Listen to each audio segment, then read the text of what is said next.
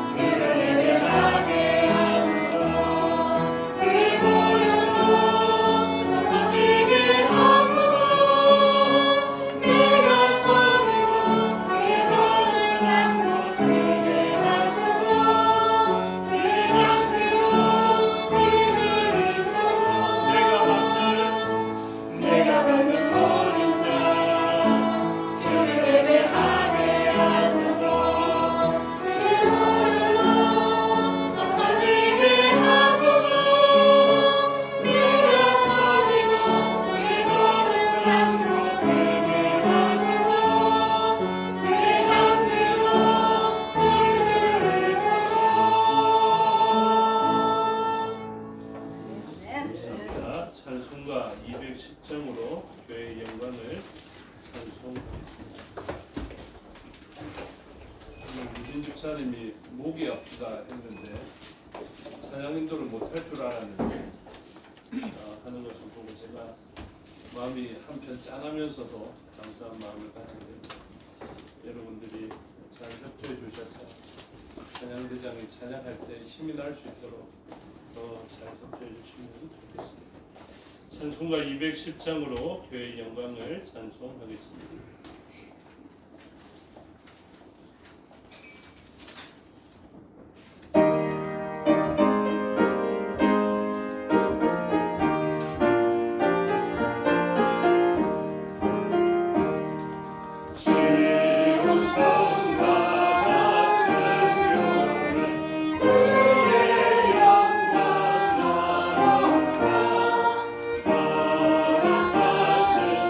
말씀대로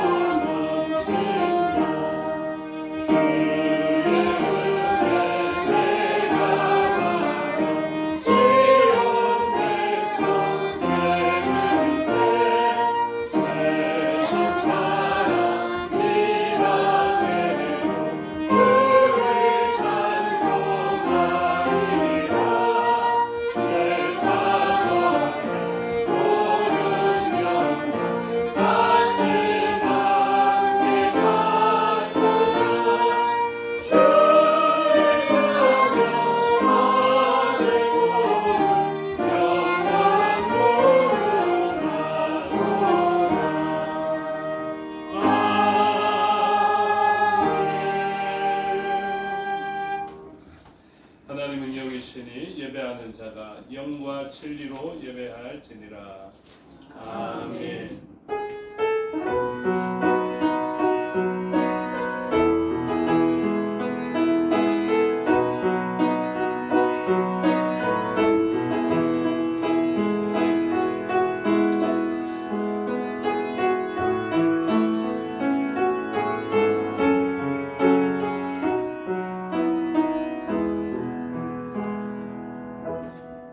행위가 온전하여 여호와의 율법을 따라 행하는 자들은 복이 있으며 여호와의 증거들을 지키고 전심으로 여호와를 구하는 자는 복이 있도다. 아멘. 사도신경으로 신앙을 고백하겠습니다. 나는 전능하신 아버지 하나님 천지의 창조주를 믿습니다. 나는 그의 유일하신 아들 우리 주 예수 그리스도를 믿습니다. 그는 성령을 잉태되어 동정녀 마리아에게서 나시고 본디오 빌라도에게 고난을 받아 십자가에 못 박혀 죽으시고 장사된 지 사흘 만에 죽은 자 가운데서 다시 살아나셨으며 하늘에 오르시어 전능하신 아버지 하나님 우편에 앉아 계시다가 그로부터 살아있는 자와 죽은 자를 심판하러 오십니다. 나는 성령을 믿으며 거룩한 공회와 성도의 교제와 죄를 용서받는 것과 몸의 부활과 영생을 믿습니다. 아멘. 살아계신 아버지 하나님 은혜와 사랑을 감사합니다. 우리에게 행하신 일을 기억하여 하나님께 나와서 하나님께 영광과 존귀와 찬송과 권능을 올려드립니다. 성령 충만한 가운데 올려드리는 우리의 예배를 통하여서 하나님 영광 받으시며 이 모든 것들을 흠양하여 주시옵소서. 그래서 주의 백성들에게 베풀어 주시는 그 놀라운 은혜와 은총이 다시 한번 깨달아지게 하여 주시옵고 그것이 알아짐으로 포로에서 돌아오는 자들이 주께 올려드렸던 그 기쁜 마음과 찬양이 이 시간 드려지게 하여 주시옵소서. 성령의 능력을 구하고 예수 그리스도의 보혈의 능력을 구합니다. 우리들의 부정함을 씻기시는 예수 그리스도의 그 보혈의 공로가 우리를 덮어 주시옵고 성령 하나님의 기름 부으심을 통하여서 이 세상을 회복시킬 기름 부음 받은 자의 사명을 그 메시아적 사명을 잘 감당하는 저희가 되게 하여 주시옵소서. 이 사명을 함께 감당하는 우리의 지체들이 있사오니 기억하여 주시옵소서. 해외에 있는 지체들과 타지에 있는 지체들, 영육간에 강건치 못하여서 나오지 못한 지체들이 있사오니 기억하여 주시고 하나님 동행하여 주시며 하나님을 알게 하여 주시고 경험케 하여 주시어사 우리와 같은 마음으로 하나님을 기뻐하며 예배하는 자 되게 하여 주시고 그 삶을 통하여서 하나님 영광 받으시며 그들에게는 하나님의 은혜가 지속적으로 공급되어지게 하여 주시옵소서.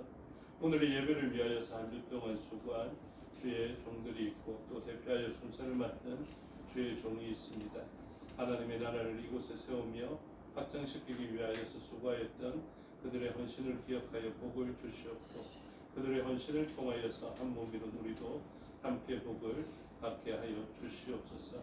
말씀을 들을 때에 성령 하나님의 도우심을 구합니다. 하나님의 기쁜 것을 알고 계신 성령 하나님께서 우리에게 말씀을 가르쳐 주시고 하나님의 감동으로 되어서 하나님의 호흡, 하나님의 생기로서의 말씀인 줄을 알아서 그 말씀으로만 살게 하여 주시옵고 그 말씀으로 말미암아 더욱더 살아있는 자 되게 하여 주시옵고 새로운 피조물이 될 수 있도록 도와 주시옵소서.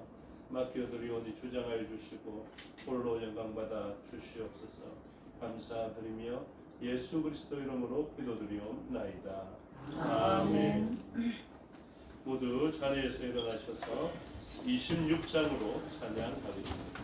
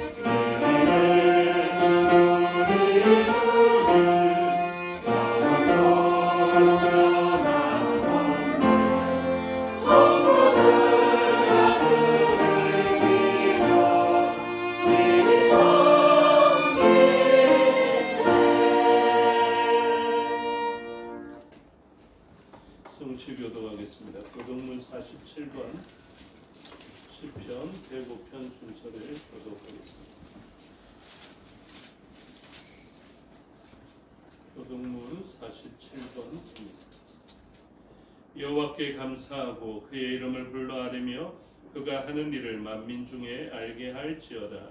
그의 노래하며 그를 찬양하며 그의 모든 기이한 일들을 말할지어다. 그의 거룩한 이름을 자랑하라.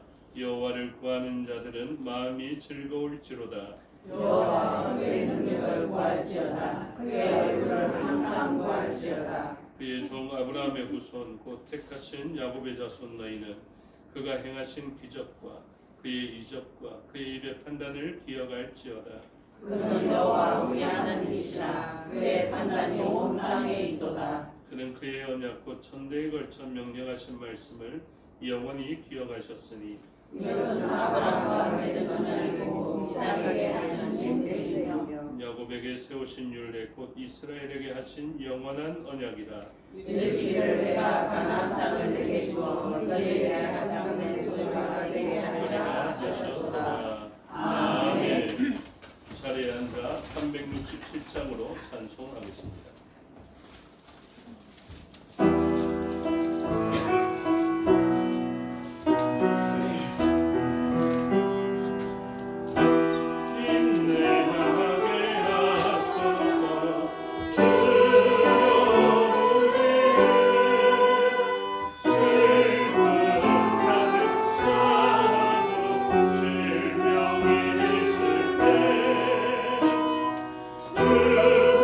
주여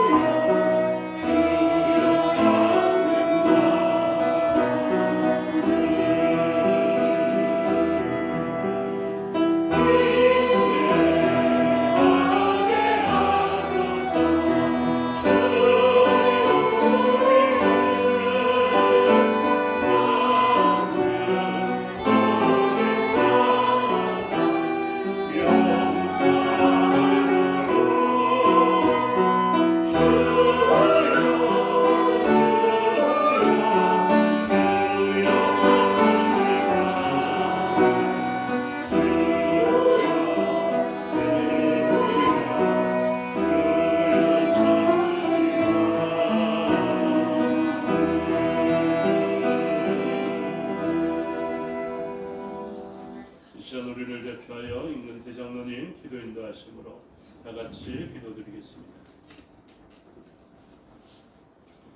다 같이 기도하겠습니다. 서로 친절하게 하며 불쌍히 여기며 서로 용서하기를 하나님이 그리스도 안에서 너희를 용서하신과 같이 하라. 아멘. 아름다운 계절과 수확의 절기를 주신 하나님 아버지, 자연의 모습을 보며 이 땅을 주관하시는 주님의 섭리하심을 생각합니다. 죄짐을 지고 가는 저희 인생들을 긍휼히 여기사 구원의 자녀가 되게 하시고 천국 백성의 삶을 살아갈 수 있게 하여 주시니 진심으로 감사를 드립니다. 열매 맺는 계절에 영적 열매를 놓치지 않는 저희들이 되게 하여 주시옵소서. 지난 한 주간도 재앙 많은 세상에서 살면서 부족하고 허물되게 살아온 것이 많이 있었음을 이 시간 고백합니다. 예수 그리스도께서 십자가에 흘리신 그 보혈로 깨끗이 씻어 주시옵소서. 사랑의 주님, 상처가 많은 세상입니다. 그 어느 때보다도 감정의 골이 깊어지고 원한이 쌓여가는 세상입니다. 서로 헐뜯고 비난하고 정죄하는 모습들이 사회 곳곳에 짙게 깔려 있습니다. 서로를 향하여 서슬퍼런 날을 세우고 있는 이때에 저희들만큼이라도 주님의 용서하심을 본받아 용납과 용서를 보여줄 수 있는 귀한 삶이 되게 하여 주시옵소서. 용서는 인간이 할 수 있는 가장 큰 사랑의 표현임을 깨닫습니다. 정부도 기업도 가정도 서로를 향하여 공격의 날을 세울 것이 아니라 용납하고 용서하는 자리로 나아갈 수 있게 하여 주시옵소서. 저희들은 7번씩 7번이라도 용서해야 한다는 주님을 본받아 힘을 다하여 용서를 실천할 수 있는 저희들이 되게 하여 주시옵소서. 주님의 십자가의 승리는 용서로 이루어졌음을 깨달아 이 시대의 용서로 십자가의 승리를 보여줄 수 있는 저희들의 삶이 되게 하여 주시옵소서. 오늘도 이 예배에 참여한 교우들 가운데 너무도 용서할 수 없어 상한 감정을 품고 나온 자들이 혹시 있다면 상한 감정을 치유하여 주셔서 용서로 주님이 남기신 흔적을 쫓아갈 수 있는 저들이 되게 하여 주시옵소서. 이 예배에 참석치 못한 성도들 중에 육신의 아픔으로 고통당하는 성도들을 어서속히 치유하여 주셔서 회복케 하여 주시고 객지로 해외로 떠나가 있는 성도들을 늘 지켜 보호하여 주시옵소서. 오늘 이 시간 말씀을 들고 단위에 서신 목사님을 기억하시고 생명의 말씀을 온전히 증거하시기에 조금도 부정함이 없도록 큰 능력으로 붙들어 주시옵소서. 예배를 섬기는 손길들을 기억하시고 봉사의 손길로 나아갈수록 샘솟는 기쁨을 경험하게 하옵소서. 예배의 모든 시종을 주님께 맡겨오며 주 예수 그리스도의 이름으로 기도드립니다. 아멘.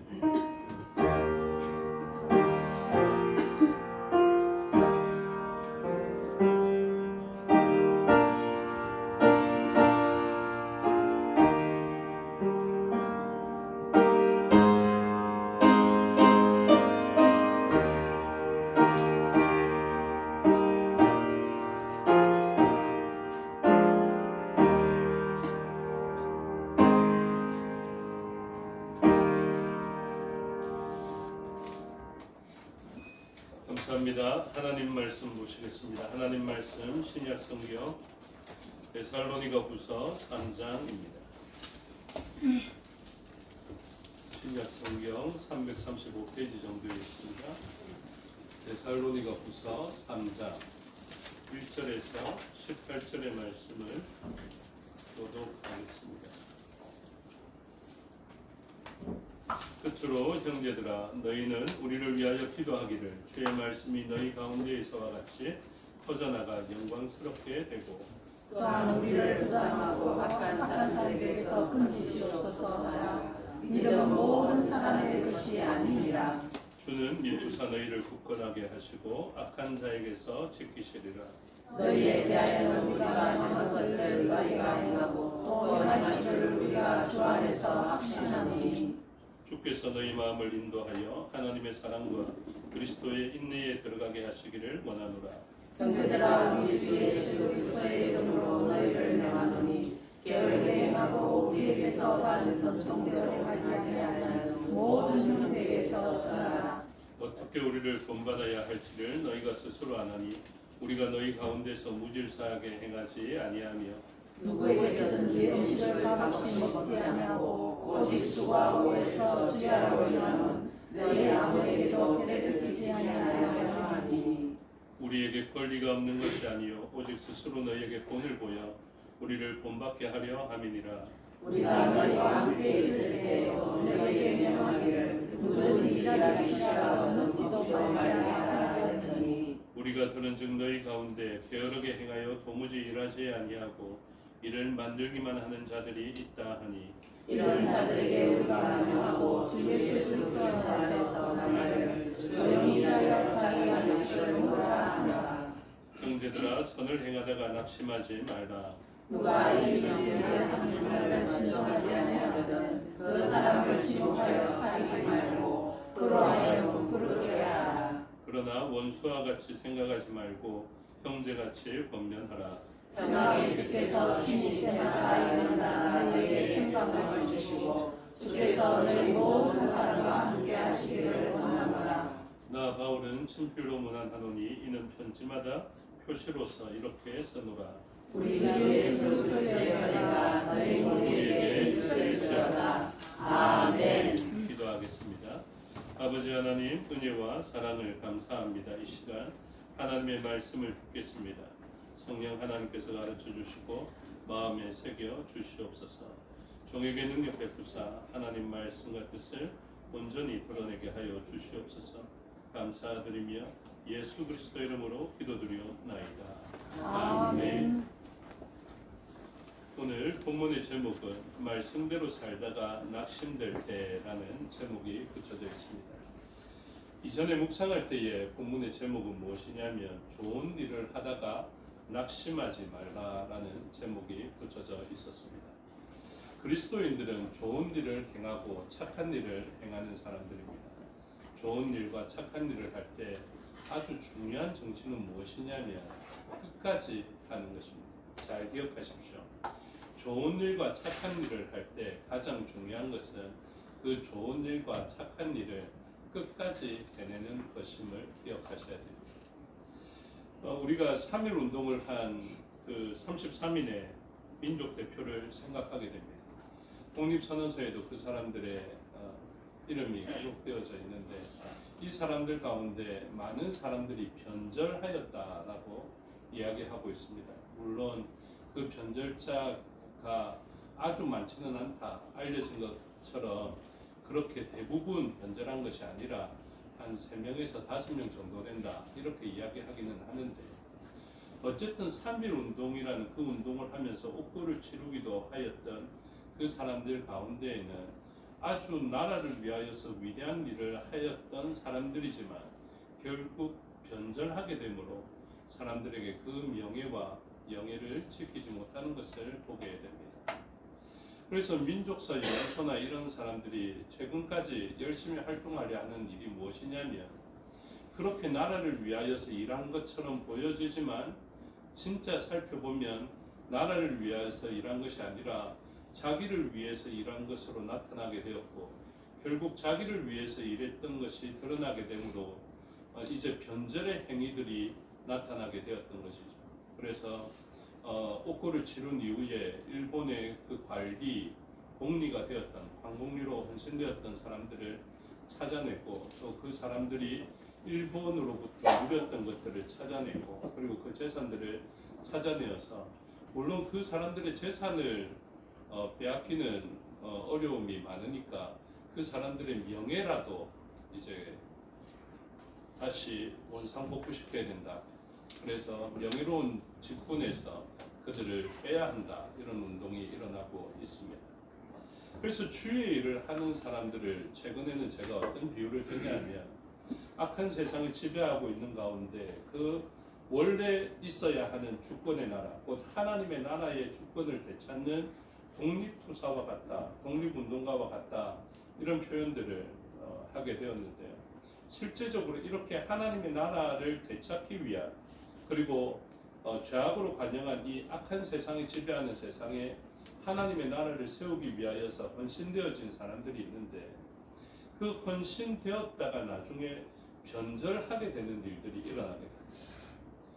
아주 주의 깊게 제 설교를 들어야 되는데요. 왜 그러냐 하면 최근에 이러한 일들을 구원론적으로 접근하는 경우가 많습니다.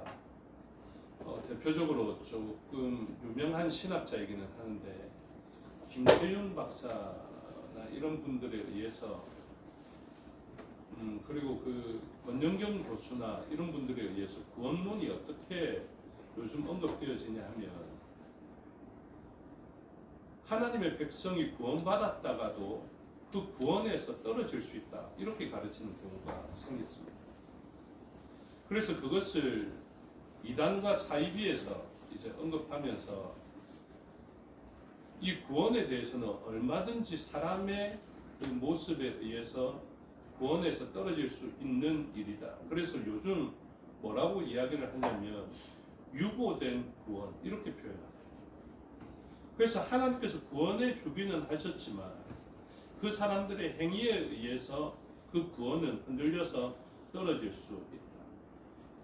그래서 많은 사람들이 구원을 구원 열차 타고 천국 간다라고 표현하고 있는데, 그분들의 표현에 따르면 구원받은 사람이 천국 열차 타고 올라가다가 구원에서 떨어질 수 있다, 이렇게 생각합니다. 그래서 요즘 위험적 요소를 가지고 있는 그 변승우 목사 쪽에서도 이 김세윤 박사의 이야기를 인용하면서 구원은 떨어질 수 있다. 구원받은 백성이라 할지라도 그 사람들의 구원은 이제 구원 열차에서 떨어질 수 있다라는 것으로 이야기합니다. 행위도 아주 중요해서 행위가 강조되어져야 하지만 이 선한 일과 선한 행위에 구원론적인 접근은 아주 조심스러워야 됩니다. 우리가 선한 일을 하면서 낙심하지 않고, 우리가 어려운 찬송이었지만 그 찬송을 하면서 인내하게 하소서, 그 인내에 대해서 아주 많이 강조하기는 하였지만 우리가 인내하지 못하였다고 해서 구원에서 떨어지게 된다, 구원에서 탈락하게 된다라고 이야기하는 것은 잘못된 것입니다. 우리가 받아들이는 입장은 우리의 구원은 우리의 공로로 구원받게 되는 것도 아니지만 우리의 어떤 행위에 의해서 구원이 떨어지는 것도 아니다라는 것을 이야기합니다. 그래서 여러 신학적으로 이러한 구원론적 접근이 가능하게 되는데, 우리 그 개신교 그리고 장로교 안에서의 그런 신앙들을 언약 신앙 그리고 개혁주의 신앙 이렇게 이야기할 수도 있는데, 그런 신앙 가운데서도 여러 갈래로 그들의 신앙을 규정하려는 시도들이 있습니다. 그래서 대표적으로 언약적 신율주의 이런 표현들이 있는데 들으면 아주 그럴싸한 그런 이야기죠. 그래서 우리가 언약 백성이 되었기 때문에 그 안에서 새롭게 율법 안에 거하게 되며 언약을 잘 지켜 행함을 통하여서 우리의 구원은 유지되어지게 된다, 이런 식으로 이야기하는 것입니다. 그래서 하나님의 선택받은 백성들에게 하나님은 무엇을 주시느냐 하면 율법을 주시고, 그 율법대로 잘 지켜 행하면 복을 받고 잘 지키지 못하면 저주를 받게 된다. 이 정도 선까지는 그래도 괜찮습니다. 그런데 하나님의 율법을 잘 지켜 행하면 구원을 받고 잘 지켜 행하지 못하면 구원에서 탈락된다, 이렇게 가르치면 안 됩니다. 이 둘의 차이를 아시겠습니까? 고개는 끄덕거리는데 잘 모르시는 것 같은데 잘 들으십시오. 하나님은 하나님의 백성들에게 시내산의 율법과 같이 율법을 주십니다. 그러면 그 율법을 잘 지켜 행하는 것은 복이 되는데, 이방 사람들에게는 주지 아니하였던 하나님의 율법을 하나님의 선택받은 백성, 곧 계시록적 표현에 따르면 이마에 인쳐진 백성들, 예수 그리스도의 이마에 이름으로 이마에 인쳐진 백성들에게 하나님께서는 그들을 사랑하셔서 선택하시고 부르시고 그들에게 구원을 베푸시고 율법을 주셨단 말입니다. 그러면 그 율법대로 잘 지켜 행하여 복을 받게 하셨는데 구약의 백성들은 어떻게 됩니까? 율법을 어깁니다. 그렇죠? 그래서 율법을 어겼던 구약적 백성들이 아까 잘못된 표현에 따르면 다 어떻게 된 겁니까? 구원받지 못하게 된 것입니다. 그러면 그 율법을 어겼던 백성들이 다 구원받지 못하게 되는데 끝까지 인내하지 못한 사람들은 구원받지 못한 게 된 게 되는데 그렇다면 하나님은 그 끝까지 불순종하여서 포로로 잡혀간 사람들에게 무엇을 행하십니까? 구원을 베푸시거든요. 그 구원을 베푸시는 것이 회복을 일으키시는 것이 다시 예루살렘으로 복원시키는 것이 그들의 행위가 선해졌기 때문이 아닙니다. 그들이 갑자기 하나님 말씀을 안 듣다가 포로로 잡혀갔더니 그곳에서는 하나님 말씀 잘 지키면서 살았다. 그렇기 때문에 내가 그들을 구원해내겠다. 이렇게 접근해서는 안 된다는 거죠. 그들은 여전히 불순종합니다. 그들은 여전히 경멸당하고 멸시당하고 멸절당해야 하는 대상이 되어져 있습니다. 그런데 그들에게 하나님께서 어떤 일을 행하십니다. 5에 살펴보게 되는데 그 일이 무엇이냐면 그들의 입술을 정결하게 합니다. 그리고 그들이 예수 그리스도의 이름을 부르는 일, 그러니까 그들의 행위와 공로를 이야기하는 것이 아니라 예수 그리스도의 이름에 모든 구원의 능력이 있다는 것을 인정하며 그분을 찾는 것입니다. 우리의 공로와 행위로 물에서 빠져나오는 것이 아니라 물에서 건져내실 유일한 분이 예수님의 이름에 있다는 것을 인정하고 그분의 이름을 부를 수 있는 입술을 주시겠다라는 것이죠. 그래서 그 이름을 부르게 되므로 구원에 능하신 그분에 의해서 구원받게 됩니다. 우리의 언약적 신실함이 아니라 우리의 오래 참음과 인내를 통하여서 구원이 이루어지는 것이 아니라 그분의 이름을 부르고 그분을 의지함을 통하여서 구원받게 된다라는 것을 성경은 이야기합니다. 그러면 우리 조금 재치가 있으신 분들은 이렇게 생각하겠죠. 그러면 굳이 내가 교회 다니면서 이렇게 고생 안 하고 교회를 섬긴다고 이렇게 고생 안 하고 죽기 직전에 딱 예수님 이름 한번 딱 부르고 천국 가면 이 세상에서 낙을 누릴 거 다 누리고 마지막에 예수님 이름 불러서 구원받고 천국 가면 그게 최고의 삶이겠다 이렇게 생각하시겠죠. 그렇게 생각하셨는데 안 한 것처럼 표정을 하고 계시는데 저는 사실은 좀 예전에 그랬습니다. 교회 다니기가 좀 힘들더라고요. 학생 때. 왜냐하면 제가 학교 다닐 때도 뭐 교회에서 학생회장을 하고 그랬기 때문에 교회 토요일에는 거의 교회에 있었거든요. 그리고 일요일 주일에는 뭐 무조건 교회에 있어야 했고요. 그 불만이 쌓이는 것이죠. 누가 불만을 가지느냐면 이제 나중에 연애하였던 아이 엄마가 불만을 가지는 것입니다. 그러니까 왜 이렇게 교회를 자주 가냐고. 자기랑 이제 만나서 데이트해야 되는데 왜 이렇게 교회를 자주 가서 이 데이트할 시간들과 좋은 데 가야 할 장소들을 빼앗기느냐 이렇게 이야기를 하는 것입니다. 제가 어떻게 했겠습니까? 네 말이 옳다. 내가 주일을 좀 한 달에 2번만 가고 그렇게 하겠다. 이렇게 타협했냐면 그렇지 않습니다. 제가 생각하니까 그때 하나님 주신 은혜인 것 같아요. 제가 그렇게 신실하게 살지는 못했던 것 같은데 이상하게 그 일만은 안 될 것 같은 그런 생각이 듭니다. 그래서 제가 이 사람에게 이야기를 했습니다. 교회는 빠지는 게 아니다. 교회는 어떤 일이 있어도 빠지면 안 되는 것이다. 물론 그 이후에 직장 생활하면서 회사 일 때문에 좀 빠지기도 했습니다. 저도. 그런데 그런 일들이 잘못되었다라는 것을 가면 갈수록 더 알아지는 세월을 보내게 하시더라고요. 그래서 결국 그 사람이 어떻게 합니까? 교회로 와서 저랑 만나겠다. 그래서 맺혀진 열매가 저희 부부입니다. 그래서 교회에 나오게 되고 믿음 생활을 하게 되고 그런 아름다운 열매들을 가지게 됐는데 대부분 사람들은 뭐라고 생각하냐면 굳이 내가 천국 갈 것도 아닌데 지금 헌신하고 지금 눈물 흘리고 지금 이렇게 수고해야 될 이유가 있을까? 세상에서 누릴 수 있는 거 다 누리고 천국에서도 누리면 그게 훨씬 더 지혜로운 삶이 아닌가? 이렇게 생각하게 됩니다. 그런데 이 일에 대해서 우리가 분명한 기준을 가져야 되는데요.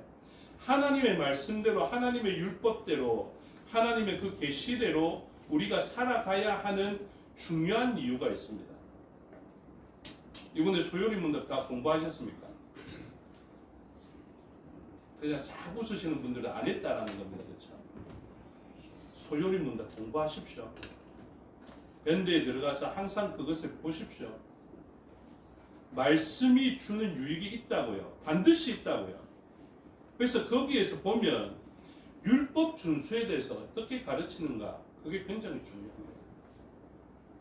시내산에서 율법 받은 것은 오늘날 어떻게 해석할 수 있습니까? 우리에게 주신 율법이 있습니까? 그 율법, 그 수많은 율법은 오늘날 무엇으로 대체되어져 있냐면 성령 하나님의 생명의 법으로 대체되어져 있습니다. 물론 십계명이라는 이 법을 통해서도 우리에게 가르쳐 주지만 십계명이라는 것을 우리에게 그 구약의 율법적으로 적용시키고 율례와 규례적으로 적용시키시는 분이 누구냐면 바로 성령 하나님이십니다. 그래서 구도를 잘 아셔야 됩니다. 구원받는 그런 서정과 같은 일을 제가 말씀드릴게요. 하나님의 약속의 말씀은 구원받은 백성 선택함이 있습니다.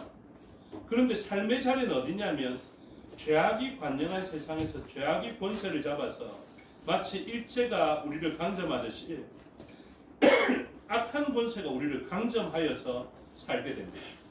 하나님의 약속과 뒤틀리고 언약과 뒤틀려진 그런 삶을 만나게 되죠. 우리가 축복받은 후손임에도 불구하고 저주받은 함의 후손들이 지배하는 세상에서 우리는 죄악된 세상에서 노예처럼 살아갑니다. 이때 예수 그리스도로 말미암아 구원받게 되죠. 마지막 유월절 그 피의 공로를 통하여서 우리가 구원받게 되는 것처럼 그것의 예표가 되어지는 장자의 죽음과 어린 양의 보혈의 공로로 구원받게 되는 일을 보여줍니다. 그래서 인생이 끝납니까? 그래서 나는 예수님의 보혈의 공로로 구원받았고 정함을 받았으니까 죽음이 나를 지배하지 못하게 죽음이 건너뛸 수 있는 백성이 되었기 때문에 삶이 끝납니까? 그 사람들이 하나님의 백성들이거든요. 예수 그리스도의 보혈의 공로로 그를 의롭게 하고 죽음에서 벗어나게 되는 원죄에서 벗어나게 하는 원래의 의가 그들에게 있을 수 있도록 예수 그리스도께서 역사하셨습니다. 그렇죠?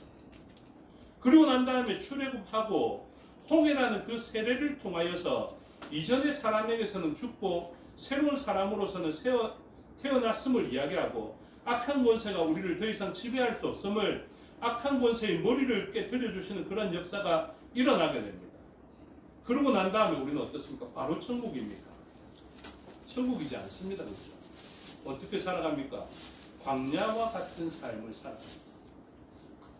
꽃길과 같은 삶을 살아가면 참 좋겠는데 놀랍게도 하나님은 이렇게 사랑하셔서 피 흘려 주시고 구원받은 백성 악한 권세를 깨뜨려 주시고 하나님의 백성으로 삼아 주신 이 사람들을 어디로 인도하시느냐 하면 홍해로 인도하셨을 뿐만 아니라 그것을 지난 다음에 하나님께 영광을 올려드리는 찬양할 수 있는 사람이 되게 하신 다음에도 우리를 어디에 살게 하시느냐 하면 광야와 같은 삶을 살게 하십니다. 지금도 광야와 같은 삶을 살고 계시는 분들 계시죠. 하나님께 이렇게 생각하시죠. 하나님, 왜 저는 하나님에 대한 신뢰가 있음에도 불구하고 광야와 같은 삶을 살게 하십니까? 그러면 여기에서 우리는 중요한 걸 알아야 됩니다. 우리가 하나님을 신뢰하는 삶이 있지 않습니까? 그러면 광야의 삶을 굳이 불평하지 않으셔도 됩니다. 하나님, 저는 하나님 사랑하고 하나님에 대한 경험도 있고 하나님을 예배하는 자고 하나님을 노래하는 자입니다. 저 신앙 요즘 좋은 것 같습니다. 이렇게 이야기할 때, 그런데 우리는 기도할 때 이렇게 하죠. 하나님, 이 광야와 같은 삶이어서 저는 눈물 흘리고 아픕니다. 이렇게 이야기합니다. 그런데 진짜 하나님께서 원하시는 삶은 무엇이냐면요. 광야라도 눈물 흘리더라도 하나님 생각하면 미소가 싹 베어져 나오는 그런 삶을 하나님 기뻐하시고 그 삶을 통해서 영광 받으십니다. 그래서 광야라서 우리가 걱정을 합니다. 아, 하나님, 제가 내일은 무엇을 먹어야 됩니까? 이 광야에는 농사 지은 것도 없고 아주 척박하고 어렵습니다. 나는 어떻게 살아야 됩니까? 하고 걱정은 되겠지만 기도하면서 하나님을 우리가 인식하지 않습니까? 기도해보면, 눈을 감아 보면 지금의 현실에 우리의 초점이 맞춰져 있지 않고 하나님의 하시는 일에 초점을 맞추면요, 눈을 감고 하나님의 일을 생각하면 광야에서도 감사할 수 있게 되지 않습니까? 물이 안 나와서 걱정할 수 있습니다. 대적들이, 원수들이 많아서 걱정할 수도 있습니다. 그러나 영안이 열리거나 우리가 눈을 감고 하늘에 초점을 맞출 수 있으면 우리를 둘러 짐치고 있는 불말과 불병거를 볼 수 있지 않습니까? 우리에게 허락되어진 영광과 기쁨이 바로 그것입니다. 나는 지금 광야를 살지만 예수 그리스도를 예표하고 있는 이 만나가 있기 때문에 난 괜찮겠다. 광야라도 광야의 현실을 생각하면 절망스러운데 광야에 있지만 예수님 생각하면 무엇과도 누구와도 바꿀 수 없는 그분을 생각하면 그래도 살만하고 기쁨이 솟아오르는 사람. 여러분, 하나님 입장에서 이 일을 생각하면 얼마나 기쁘시고 영광 받으시겠습니까?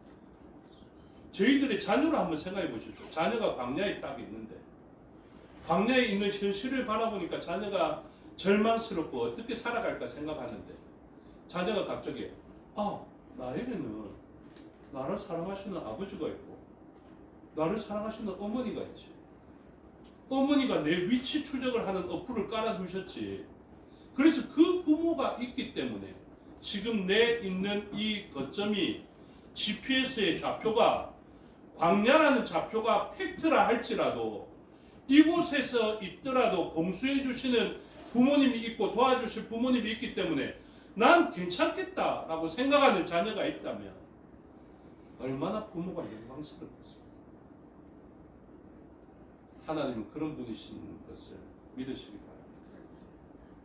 하나님은 그런 분이신 것을 믿으시기 바랍니다. 네. 그래서 광야라도 괜찮다고요. 그리스도인들은 지금 환경이 척박해도 괜찮아요. 100만 대군이 자기를 둘러 짐치고 있어도 괜찮다니까요. 이걸 자꾸 몰라서 문제가 생기는 것 아닙니까? 왜 그렇게 인상 쓰고 계십니까? 왜 그렇게 절망적으로 사십니까? 왜 그렇게 두려워하십니까? 우리가 신실함을 가진다면, 우리가 하나님 앞에 정직함을 가진다면 걱정할 필요가 없습니다. 그게 어떤 역사인 줄 아십니까? 말씀을 듣는 자, 순종하는 자의 유익입니다. 말씀을 듣지 않는 자는 이 유익을 누릴 수 없어요. 말씀을 깨닫지 못하는 자, 예수님을 듣지도 못하고 깨닫지도 못하는 자는 광야에서 평강을 누릴 수 없어요. 그런데 말씀이신 예수 그리스도를 깨닫는 자는 평강을 누릴 수 있습니다. 그러면 이 그림이죠. 출애굽하였습니다. 홍해의 역사를 경험했습니다. 그런데 광야를 살려 하니까 너무 힘듭니다. 그런데 광야 가운데 하나님이 무엇을 주시느냐면 율법, 곧 율법의 완성이신 예수님을 딱 주십니다. 그 말씀을 듣고 순종하면 광야 가운데 무엇을 봅니까? 만나를 봅니다. 듣고 불순종하면 만나를 쌓아놨던 두세 항아리가 썩겠다. 하나님의 말씀을 듣고 순종하면, 원망하지 않고 불평하지 아니하면 고기를 먹을 수 있고 반석에서도 생수가 쏟아나는 역사를 보게 됩니다. 근데 원망하고 불평하면요, 고기 먹다가 죽임을 당합니다. 구원받지 못했다는 것은 아닙니다. 근데 삶이 복되지 못합니다. 예수 그리스도가 없는 광야적 삶, 그뿐만 아니라 예수 그리스도가 없는 고기 먹는 삶도 죽음과 가깝습니다. 이걸 잘 모릅니다. 예수 그리스도가 없는, 말씀이 없고 불평하고 원망하는 삶 가운데 메추라기라는 고기를 먹지 않습니까? 그러면 우리가 고기 먹었기 때문에 좋게 살아갈 수 있느냐?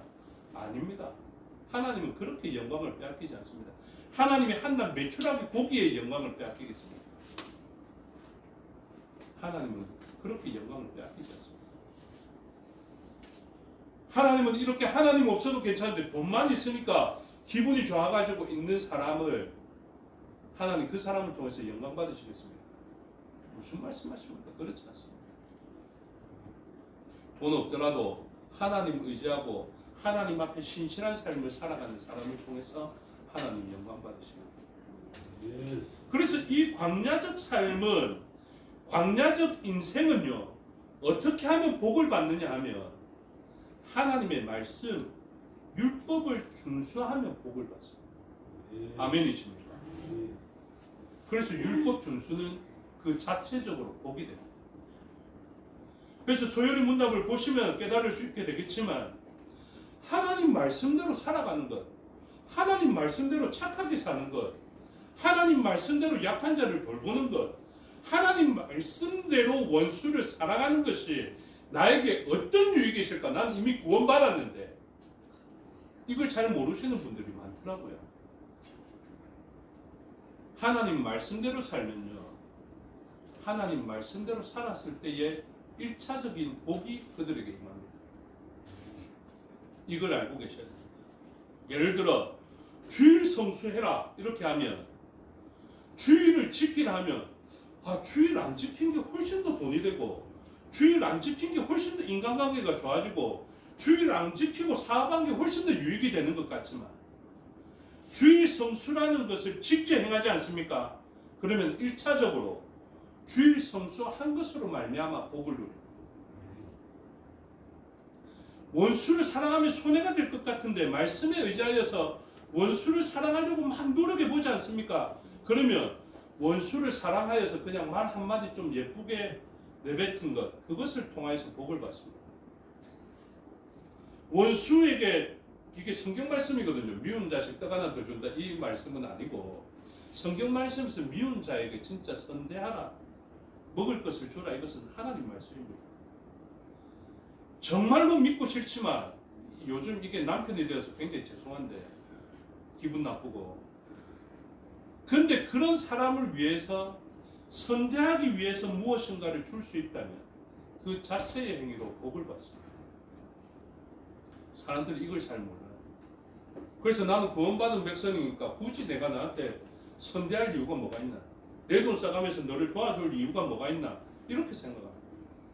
근데 선을 행하면 자체적으로 복을 받습니다. 이게 첫 번째 복이에요. 두 번째 복과 기능이 뭔지 아십니까?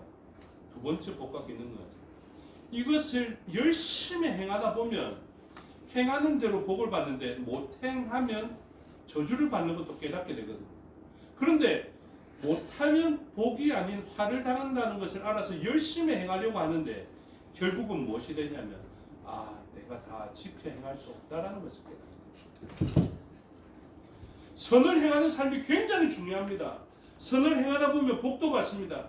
그런데 그 선을 행하는 끝에 뭐가 있냐면, 원수를 사랑하는 것의 끝에 뭐가 있냐면 내 힘으로는 선을 다 지켜 행할 수 없다라는 것을 알게 됩니다. 내 힘만으로는 원수를 사랑할 수 없다라는 것을 깨닫게 됩니다. 여러분, 옆에 있는 아주 싫은 사람 있지 않습니까? 이 사람에 대해서 하나님은 뭐라고 말씀하시느냐면, 이 사람을 사랑할 수 없으니 그냥 포기하고 그냥 제껴놔라, 이렇게 말씀하신 것이 아닙니다. 미운 사람이 있거든. 이 사람을 사랑하지 못해서 사랑하려고 애를 쓰고 사랑하지 못하고 있는 자신의 생각에 대해서 애통하게 생각하고 하나님 앞에 회개하고 이런 삶을 살아야 됩니다. 그런데 결국 무엇을 알아야 된다고요? 주님, 진짜 해보려 하는데 안 됩니다. 그래서 어디로 초대합니까? 은혜로 초대합니다. 그래서 율법의 두 번째 중요한 기능은 무엇이냐면 몽학선생적 기능. 그래서 예수 그리스도의 은혜로 우리를 인도하는 그런 일을 하게 됩니다. 여러분, 우리가 구원받은 백성이지만 구원을 이루려 하는 사람 정도의 열심을 포기해서는 안 됩니다. 사도 바울의 이야기가 바로 그거예요. 내가 다 이루었다 함도 아니다라고 이야기합니다. 내가 표대를 향하여 경주하는 자와 같이 달려간다는 이유가 바로 그것입니다.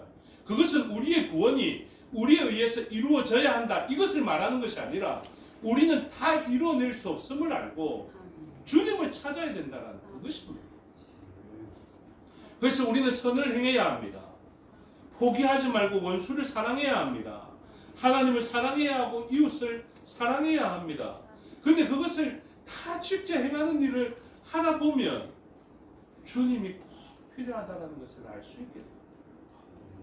그래서 선을 행하면 행할수록 이 사람들은 무엇을 찾습니까? 주님을 더욱 간절하게 찾는다. 옛날에는 율법의 공로가 있어서 바리새인처럼 내가 이 정도 행하면 착하면 저 사람보다 낫지 뭐, 이렇게 만족했던 삶이, 선을 행하면 행할수록 더 선에 대한 사모함이 있는데 그 선을 다 행할 수 없으므로 바리새인의 의를 초월한 사람임에도 불구하고 여전히 주님이 필요한 사람으로서 서게 됩니다. 예수님이 그렇게 말씀하셨습니다. 바리새인의 의를 포기해서는 안 된다. 너희는 바리새인의 의도 가지고 있어야 된다. 그것을 더 초월하는 선과 의를 가지고 있습니다. 그래서 하나님은 이렇게 역사하십니다.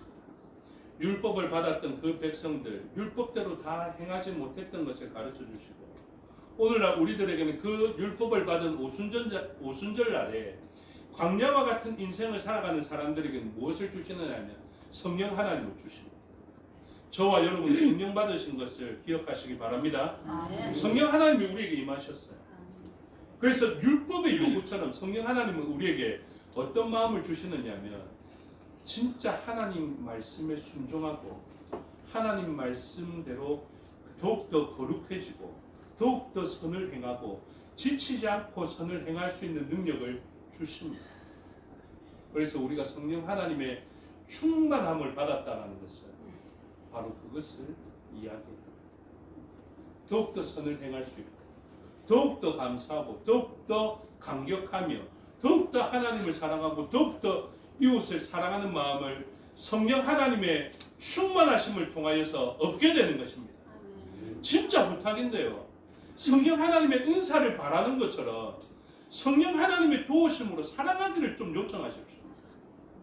이게 더 우선이라니까요.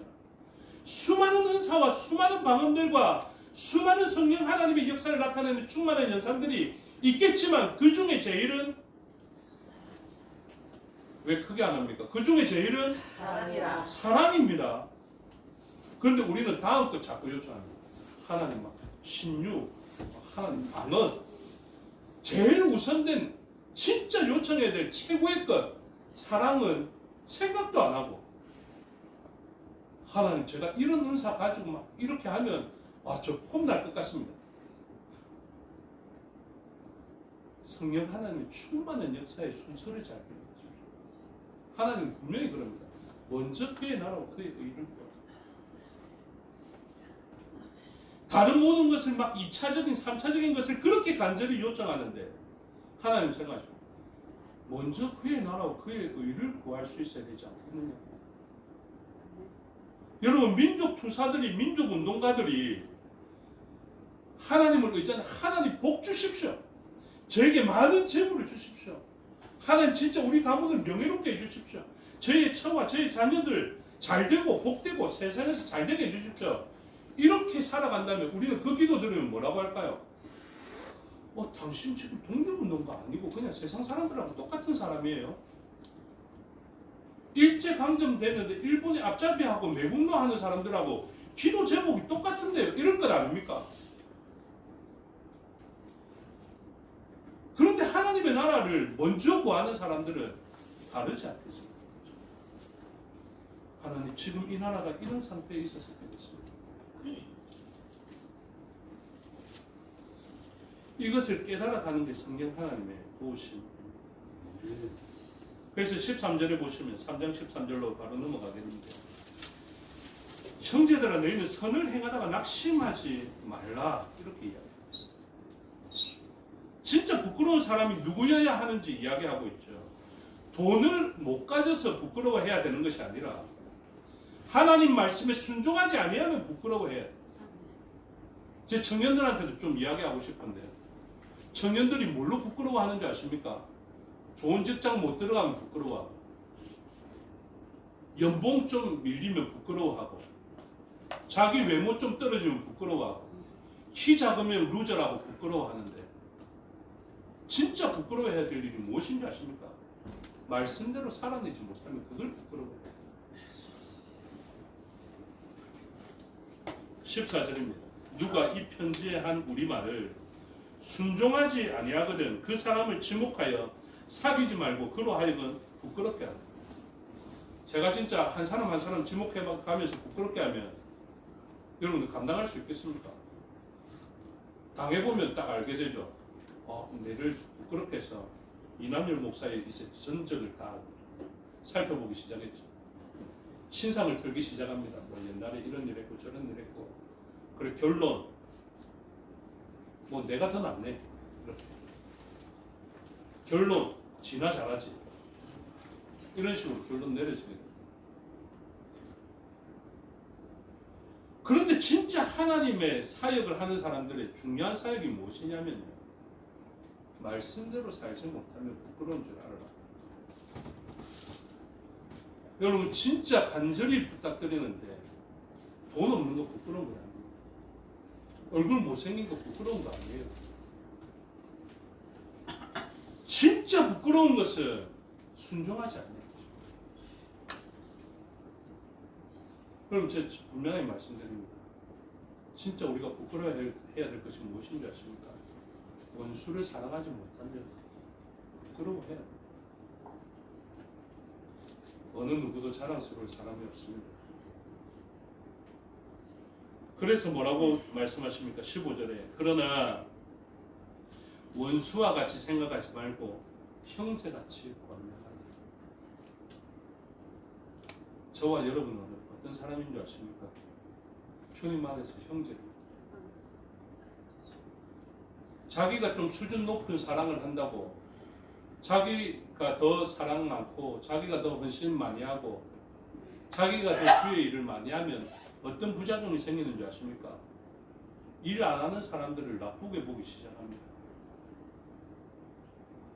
주의 일을 열심히 하는 거 참 감사하고 좋고, 율법대로 행하고 진짜 원수도 사랑하는 사람 진짜 중요하고 감사한데요, 이런 일을 잘하는 사람들의 위험이 있다고요. 바리새인적 위험.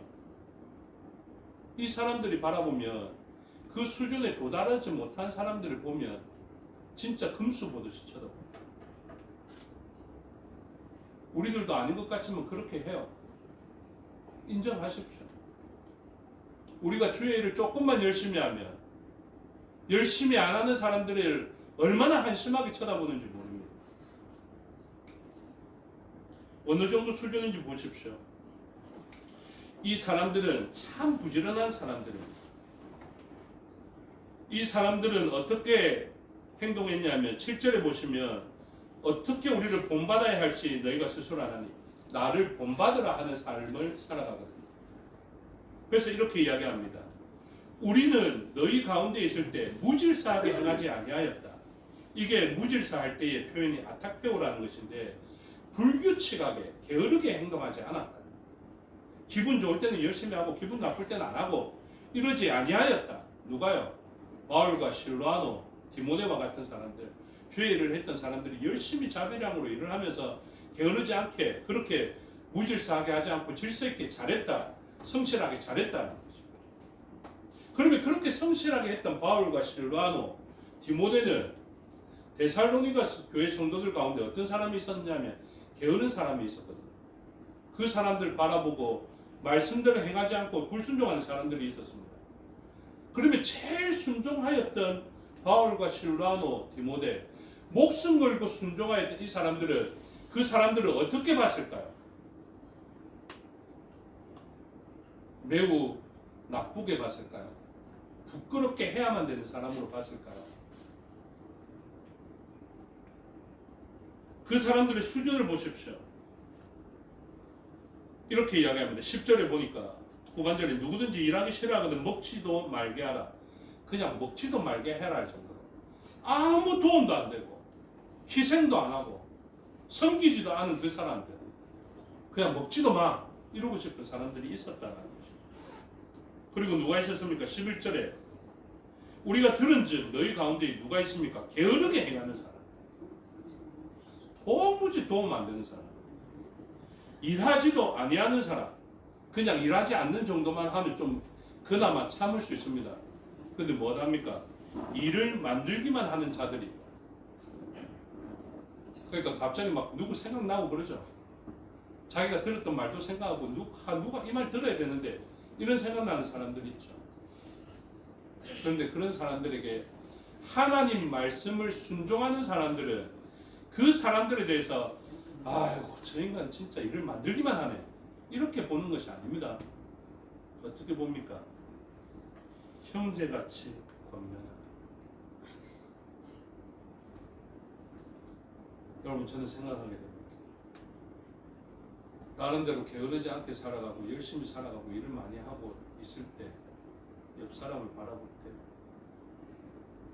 첫 번째 자기 일의 인식은 주의 복된 일을 한다는 인식이 가장 중요하고 그 다음에 게을러서 일을 못하는 사람이 있거나 일을 만들기만 하는 사람이 있거나 일을 하고 싶은데 하지 못하는 사람들이 있다면 우리의 관점이 뭐가 회복돼야 되는 줄 아십니까? 그냥 좀 이해하기 쉽게 자녀를 보면 되죠. 저 미운 사람이 내 자식이다. 그냥 저 미운 사람이 내 새끼다. 여러분 그런 생각 한번 해봤습니까? 그 사람 일 못하는데 그 사람 왜 일을 안 하고 이렇게 원망하고 불평하기 전에 아이고 내 자녀가 이렇게 기쁜 일에 참여해야 좋을 텐데 주의 일에 참여해야 좋을 텐데. 제 옛날에 직장 다니면서 피치 못하게 주의를 범하게 될 때 저희 어머니가 그렇게 보셨답니다. 남들은 왜 이 중요한 일을 주일학교 교사가 빠졌나라고 비난하고 비판할 때 어머니는 눈물로 기도했답니다. 왜 저 사람은 저렇게 수준이 안 따라오지? 왜 저렇게 헌신하지 못하고 저렇게 일만 만들지 하고 있는 그때에 진짜 사랑이라는 것이 우리 속에 들어오면 그 사람에 대해서 진심으로 권면할 수 있고 진심으로 걱정할 수 있고 진심으로 눈물 흘릴 수 있어요. 하나님의 성삼위일체를 이야기할 때 그 삼위일체적 관계를 뭐라고 표현하냐면요, 사랑이다라는 그 관계 속에서 표현합니다. 그래서 마치 성령 하나님이 이 세세 관계를 이어주는 본드와 같은 역할을 하는데 하나님은 사랑이시다. 성부 하나님은 사랑이시고 이 사랑을 느끼게 하시는 분이 성령 하나님이시고 그 사랑의 대상자가 성자이신 예수 그리스도. 그래서 사랑이라는 것을 통하여서 삼위일체적 관계를 잘 설명하고 그러고 보니까 사랑이라는 것은 굉장히 중요한 것 같아요. 여러분 아프리카의 아이들이 그렇게 막노동을 하면서 밥도 못 먹고 그렇게 수고하고 있습니다. 솔직히 말해서 가슴 찢어질 정도로 아파하신 분 계십니까? 아이고 짜겠노 이러면서 혀차고 마셨죠. 좀 더 진일보 하시는 분 내가 후원해야 되겠다. 월 2만 원, 월 1만 원 이런 거 후원하시는 것 정도로 끝나죠. 근데 여러분 사랑이라는 것이 갑자기 딱 들어가면 그 대상이 내 자녀처럼 갑자기 가슴이 찢어지기 시작해요. 갑자기 그들의 삶에 대해서 동정심이 막 일어나기 시작해요. 내가 도와줘야 되는데 도와주지 못해서 가슴이 터질 것 같고 미안하고 그게 왜 생기는 줄 아십니까? 사랑이라는 것이 다 생기는 거예요. 왜 하나님이 사랑을 제일이라 하는 줄 아십니까? 사랑은 관계를 말합니다. 이태원에서 몇 명이 죽었든지 세월에서 몇 명이 죽었든지 그런 일이 처음에는 아무것도 아닌 것처럼 그렇게 가슴 아프게 안 느껴지다가 어느 순간 사랑이라는 것이 들어오면 자기의 삶을 바꾸게 되는 계기가 됐죠. 제가 학생부, 노예 청소년부, 노예 청년들 생각하면 저도 이게 이 뭐 남성 호르몬이 떨어져서 그런 것 같지는 않아요. 근데 생각만 하면 사죽을 못. 그냥 생각만 하면 미안하고, 생각만 하면 내가 능력자가 안 돼서 참 미안하고, 줄 수 있는 게 얼마 없어서 진짜 미안해지는 그런 일들을 만나요. 왜 하나님 주신 사랑인 거예요. 그냥 그 대상만 생각하면 가슴이 미어져. 우리들이 가져야 되는 가장 큰 은사가 바로 그것입니다. 여러분, 선을 행하다가 낙심하지 않는 것, 이것도 굉장히 중요합니다. 그런데 선을 행하는 동기도 굉장히 중요해요. 우리가 선을 행하다가 낙심하지 않고 인내까지 갖춰져 버리면요, 선을 행하지 않고 게으른 저 사람을 쳐다볼 때 얼마나 날카롭게 보는지 몰라요. 나는 이렇게까지 인내하면서 이때까지 왔는데 당신은 도대체 뭘 하면서 이때까지 왔냐? 받아 누리기만 하냐? 일도 안 하고, 그럼 일하지 않는 수준까지만 있어도 내가 참겠다. 근데 너는 일을 만들지 않는 거야. 거기에 과연 사랑이 있는 것일까? 선을 행하되 낙심하지 말아야 될 것은 이적인 일만을 말하는데, 우리의 가장 행할 일은, 가장 행할 율법은 사랑이다라는 것을 기억하셨습니다. 끝까지 사랑하는, 우리의 힘대로 안 돼서 주님께 의탁하여서 여전히 사랑하는 저와 여러분이 되시기를 주님의 이름으로 축복합니다. 기도하겠습니다. 아버지 하나님, 은혜와 사랑을 감사합니다. 선을 행하다가 낙심될 때가 있어도 말씀으로 인하여서 낙심되지 않는 우리의 신앙생활을 가지고 있습니다. 끝까지 인내하라 하신 하나님의 말씀, 그 말씀에 기대어서 끝까지 인내하면서 옵니다. 그런데 하나님, 이렇게 인내하며 와보니 인내하지 않는 사람들에 대한 비판이 일어날 때가 많습니다. 주님, 우리가 진짜 지치지 않고 행해야 될 것이 일이 아니라 사랑인 것을 생명의 성령의 법이 되시는 성령 하나님의 요구에 따라 알게 하여 주시옵소서. 그래서 일을 하다가 정죄하고 비난하고 원망하고 불평하는 그런 결론이 아니라 일을 하면 할수록 더욱더 사랑이 깊어지는 저희가 되게 하여 주시옵소서. 감사드리며 예수 그리스도 이름으로 기도드리옵나이다. 아멘. 찬양하며 봉헌하겠습니다. 365장입니다. 주의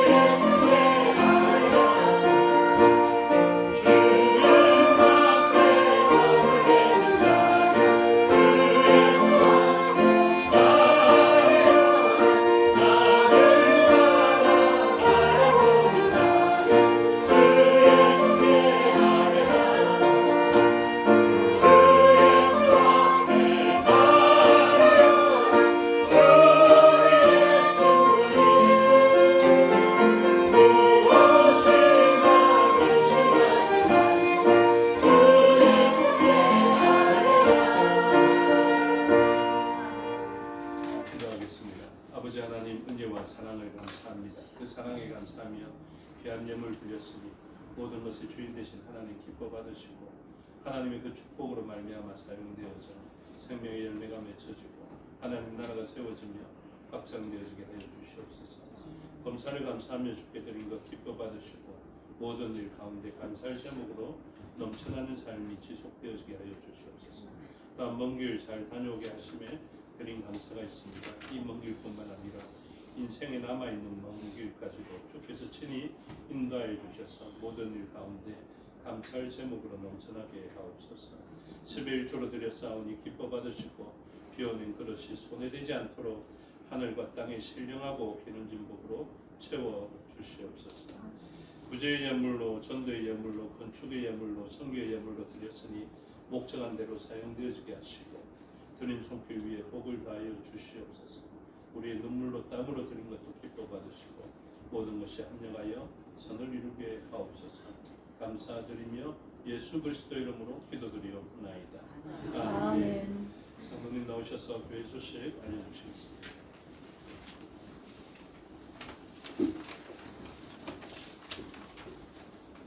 감사합니다. 교회 소식 전하겠습니다. 환영합니다. 교회를 찾아오신 여러분을 진심으로 환영합니다. 오늘 오후 예배 후에는 정기 질직회로 모이겠습니다. 정교회에서 트위스트 소요리 문화 영상 강의 2025년 가을 학기가 개강이 되어서 지금 진행 중에 있습니다. 9월 2일부터 11월 25일까지 지금 성경교회 밴드에 쓰였습니다. 매주 한 강의씩 수강해 주시고 수고하시는 장로를 위해서 기도해 주시기 바랍니다. 주일학교 새소식반 2025년 가을 학기가 개강이 되어서 진행되겠습니다. 9월 5일부터 12주간 오후 1시 30분에 제가 성경교회 소예배실에 써 있습니다. 제가 부산노예 부산성경연구원 2025년 가을 학기가 개강이 되었습니다. 9월 2일부터 11월 25일까지 제가 새생교회당에서 있습니다. 제107회 재건총회가 하나님의 일을 하는 재건총회라는 주제하에 9월 15일 오후 2시부터 재건대 신동교회에서 열립니다. 총회를 위해서 기도해 주시고 총대로 저하고 목사님하고 참석하게 됩니다. 또 총회 기간 중에 기도원 부지 기정 서약이 있습니다. 박기로 집사님께서 소유하고 계시던 부지 약 100여 평을 기도원 부지로 이렇게 기정을 하게 됩니다. 참으로 감사한 일입니다. 여러분들이 또 위해서 기도해 주시기 바랍니다. 9월 28일 주일 오후 예배는 가족 및 친족 초청주일 헌신 예배로 드립니다. 11월 16일 추수감사주일에 있을 초청주일을 준비하기 위해서 헌신 시간도 있습니다. 요양과 입원 중인 성도님, 감명하는 성도를 위해서 기도해 주시기 바랍니다. 이상입니다. 모두 자리에서 일어나셔서 6장으로 송명하겠습니다.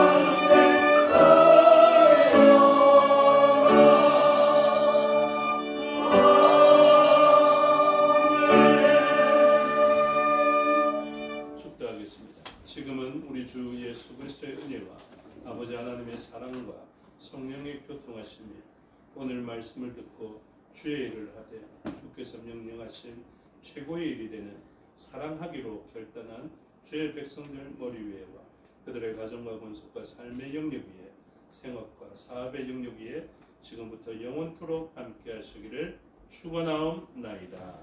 아멘.